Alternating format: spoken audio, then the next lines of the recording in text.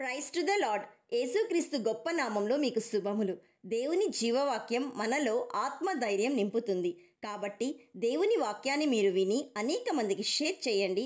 దేవుని పరిచర్యలో మీరు పాలు పొందండి. ఈరోజు దేవుని జీవవాక్యంను చదువుకుందాం.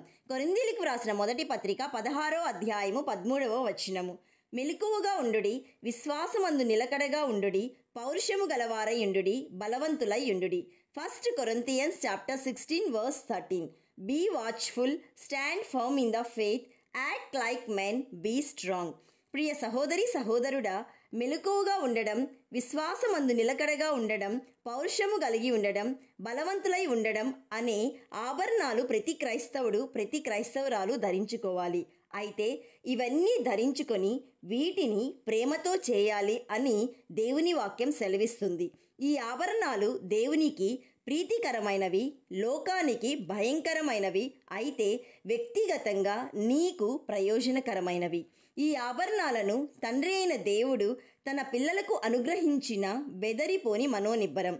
వీటి ద్వారా నీవు వాగ్దానం చేయబడిన మేళ్లను పొందుతానన్న నిరీక్షను కలిగి ఉంటూనే సమస్త అపాయాలు, వ్యతిరేకతల వల్ల కలుగు భయాన్ని జయిస్తూ యుద్ధంలో పోరాడుతూ దేవుని ఎడల విధేయతతో, ధైర్య సాహసాలతో కూడిన పట్టుదలతో నీ జీవితం కొనసాగిస్తావు. ప్రియ దేవుని బిడ్డ, కాబట్టి ఈ ఆభరణాలను నీవు ధరించుకోవాలని యేసయ్య కోరుకుంటున్నాడు. ఎందుకంటే నీవు ఇరుకు ద్వారంన పోవాలని, నిత్య జీవంను చేపట్టాలని. My dear friend, be strong and courageous.